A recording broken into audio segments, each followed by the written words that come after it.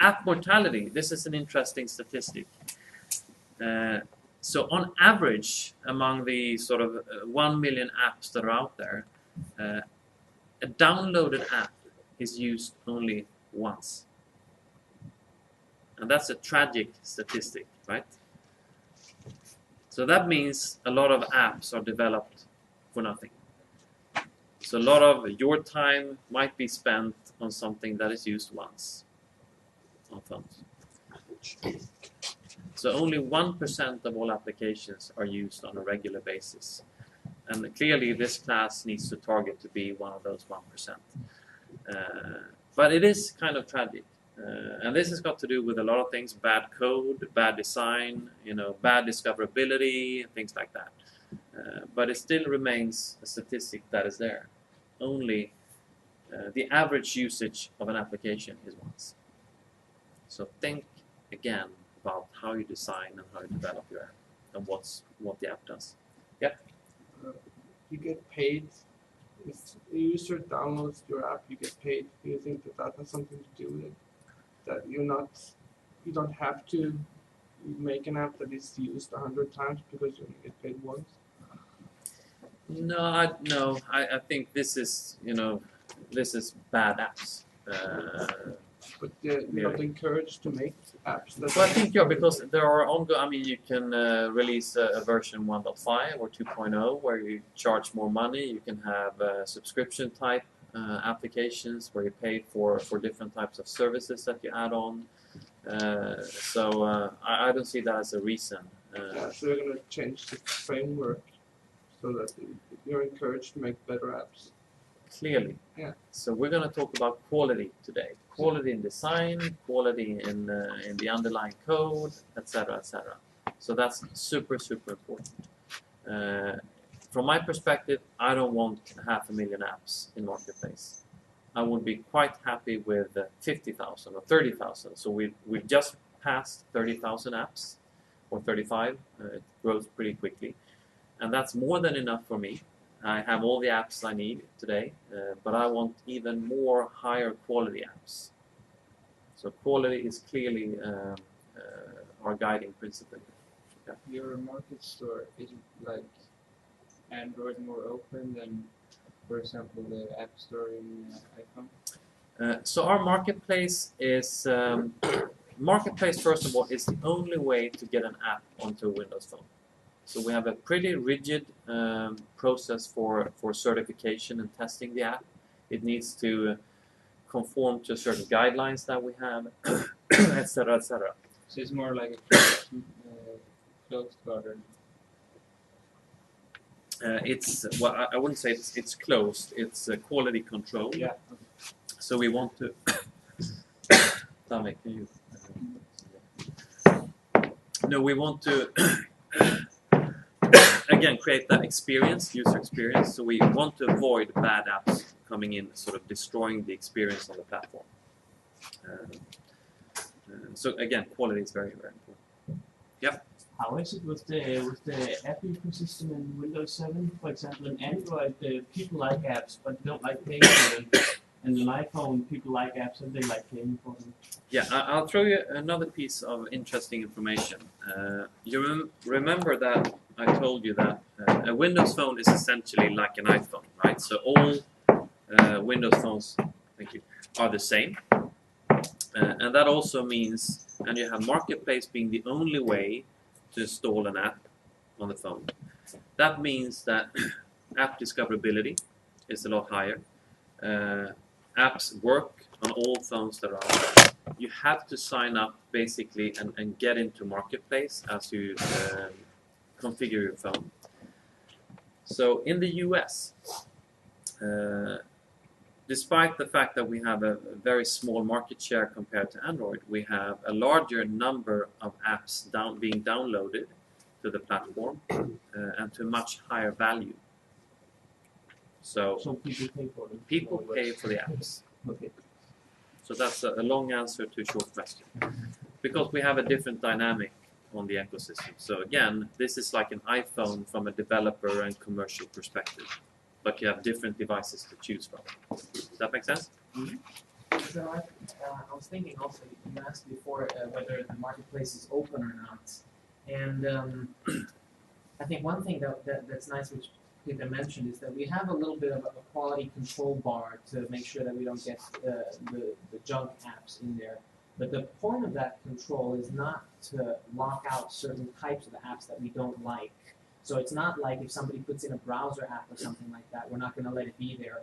Or an ebook reading app that we don't like, then it's the only point of that is to make sure that, for example, somebody doesn't steal the backwards button, which is always supposed to make you go back, or something like that. So if your app is coded in a way that overrides the back button, then it's not going to get accepted into the marketplace. Or if your app is only something that people put their password in and then it sends it to some server in another country, it's not going to get through. But it's not for the sake of us trying to have some control over the marketplace. That kind of thing. So it's not closed in that sense. And it's kind of good also from a dev perspective, because if your app fails certification, you get a pretty detailed. Have you failed? No. No? Okay. I don't fail. You have a perfect record. No, so if your app fails, you get a very detailed and transparent report of where your app has failed, so you can easily go back and change it. Right? So I'm pretty sure we'll get an answer to this later, but how many features can you actually control in the phone? It's sort of like, for me, I'm going to make an app that can put the phone into silent mode and bring it back on to normal mode, sort of using calendars and stuff like that. I know on the iPhone, no can do, but on Android it's very open, so how much will you be able to control in Windows phones? Well, there are certain technical aspects which we've tried to enforce, like, for example, the search button should not be overridable, and we can talk about the specifics of your app later and figure out if it's possible to wake it up or to send messages back and forth between apps. That's a little bit of a specific. Yeah, The point I was thinking more sort of in general, will you want the apps to be able to get access to everything in the phone, so will it be more restricted? No, it More will be restricted, I would slightly say. restricted, and that's a security feature that helps both the iPhone and Windows Phone not get the security problems that Android has right now. So we want to be as open as possible, to allow everybody to do what they want without getting into trouble. it's about striking the right balance, I think. I mean, that's what we're trying to achieve. Always keeping the end user experience at the absolute top of mind, right? So if we have apps coming in that, deteriorate the experience, the phone starts to crash, or the phone starts to, show behavior that is not good. I mean, we don't want those apps. So that's why we have the quality control, and that's why we in certain cases don't allow for total, access to everything on the phone.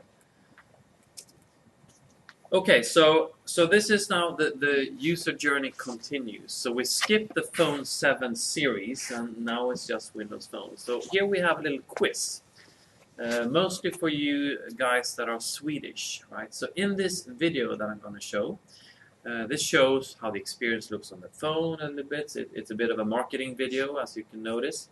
But there are two things that are Swedish. And let's see if you can spot the two Swedish things in this video. See? All right, here we are. Okay, so pay attention.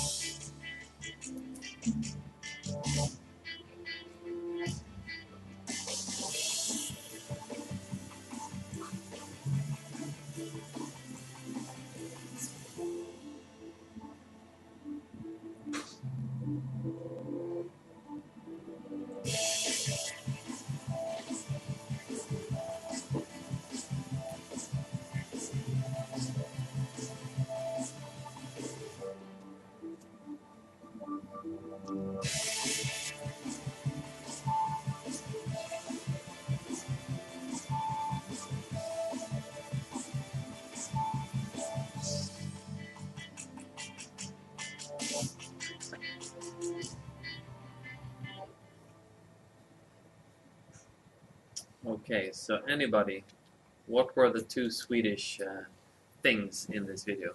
Any ideas? Yeah? I think the movie which was like black and white, the girl with the piercing. Yeah. The girl with the dragon tattoo. I think. Correct. Then we have the game Luciani. Exactly. Developed by a Swedish company based in Malmö, I think. Yeah. Good stuff. You know your mobile business.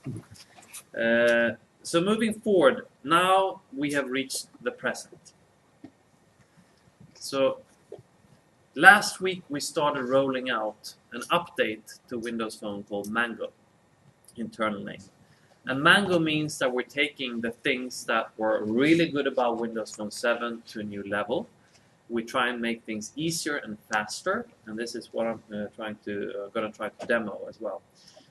And we're taking the different to another level as well, and we try and clearly position Windows Phone against what the other guys are doing. Icons and icons and icons. You know, grids of icons, thousands and thousands of applications, and make something that makes more sense on a phone.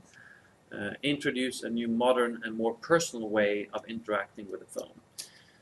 And this means putting people versus icons. People first. Putting people first. Making your phone, you know, light up with stuff that you care about. Your people, your friends, your family, your work contacts, and everything that they do. Put that on your start screen is a much more inspiring thing than just having a grid of icons. But easier and faster is also the guiding principle. In Mango, which is the update, we have more than 500 new features. Some are crucial for applications that you might want to develop, like multitasking. We have background processing for navigation and music and things like that, which was previously only allowed for the built-in services. It's now available to you as developers. But the 500 features or so, we can basically group them into three big categories. We have communication built in and not being reliant on applications. Separate application for each type of communication.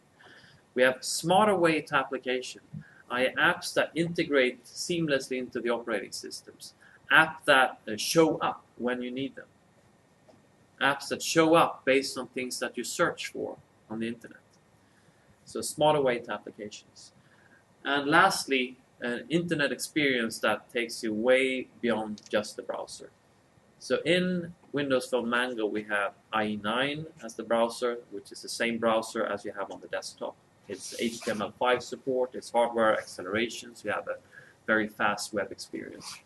But the internet is so much more today, right? So you have cloud services, you have integration with search and applications. You can, you know, pull that together and sort of build a more holistic experience.